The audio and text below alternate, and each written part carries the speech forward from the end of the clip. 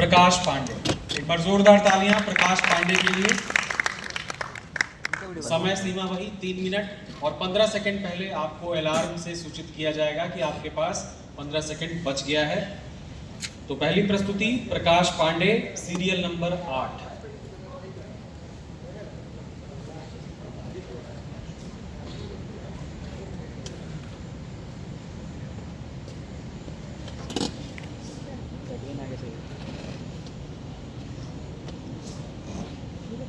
थोड़ा जूम कर लो नहीं।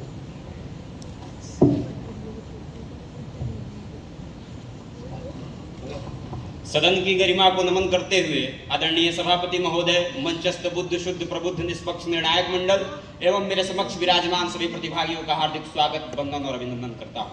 महोदय, आज का विषय केवल एक देश एक चुनाव नहीं अपितु स्वयं में यह प्रश्न भी करता है कि एक देश एक चुनाव कैसे विकसित भारत के मार्ग को प्रशस्त करता है। हम युवा भारत के अमृतकाल के उस रथ के सारथी हैं जिसकी मंजिल विकसित भारत है और उस मंजिल का मार्ग प्रशस्त करता है एक राष्ट्र एक चुनाव। क्योंकि बार बार होने वाले यह चुनावों का सिलसिला न केवल इस मार्ग को अवरुद्ध कर रहा है अपितु भ्रष्टाचार अपराध का कारण बना हुआ है, नागरिकों को राजनीति और चुनाव के प्रति उदासीन बना रहा है और इसका दृष्टांत मतदान का गिरता हुआ प्रतिशत है। यदि मतदान में ही सबका साथ नहीं होगा तो सबका साथ सबका विकास हम कैसे सुनिश्चित कर पाएंगे।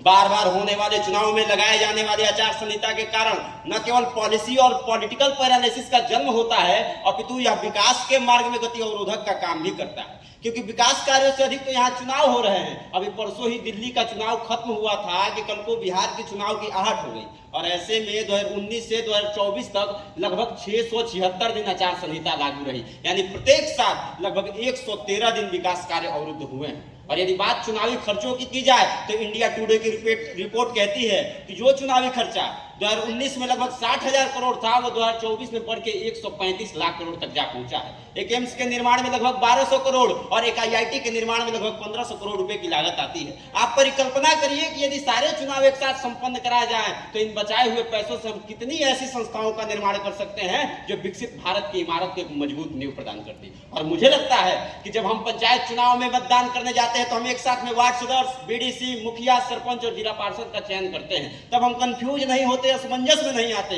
तो अब हम इतने शिक्षित और जागरूक हो चुके हैं कि यदि एक साथ चुनाव हो तो हम जन भागीदारी सुनिश्चित कर सकते हैं। और सर्वविदित है कि आजादी के बाद 1967 तक सारे चुनाव एक साथ संपन्न हुए। चीफ जस्टिस रेड्डी की अध्यक्षता में विधि आयोग 1999 की रिपोर्ट या हाल ही में आए रामनाथ कोविंद समिति की रिपोर्ट में भी कहा गया कि भारत में एक साथ चुनाव कराने की परंपरा को पुनर्जीवित करने की आवश्यकता है ताकि शिक्षक चुनावी ड्यूटी करने के बजाय भारत के भावी भविष्य को शिक्षित करे, चुनाव में सेवा दे रहे सैनिक बल देश की सीमाओं को सुरक्षा प्रदान करे, देश के युवा भारत के नागरिकों को एक देश एक चुनाव के प्रति जागरूक करे। विपक्ष इसका विरोध करने के बजाय जनता को क्षेत्रीय और राष्ट्रीय मुद्दों का अंतर समझाए, क्योंकि यही समय है, सही समय है, भारत का अनमोल समय है और एक देश एक चुनाव उसी समय की मांग है। और यदि हम समय की मांग ना सुने तो कहा गया है कि समय की मांग का जिनको सुना ईश्वर नहीं देता, समय उनको करवट बदलने का अवसर नहीं देता। तो हमें आने वाली समस्याओं का समाधान करना है और हमें मिलकर एक राष्ट्र एक चुनाव के समस्याओं का समाधान करते हुए इसमें कार्य करना होगा। तब जाकर विश्व का सबसे बड़ा लोकतंत्र, विश्व का सर्वश्रेष्ठ लोक साबित होगा। जय हिंद, जय भारत, भारत माता की जय।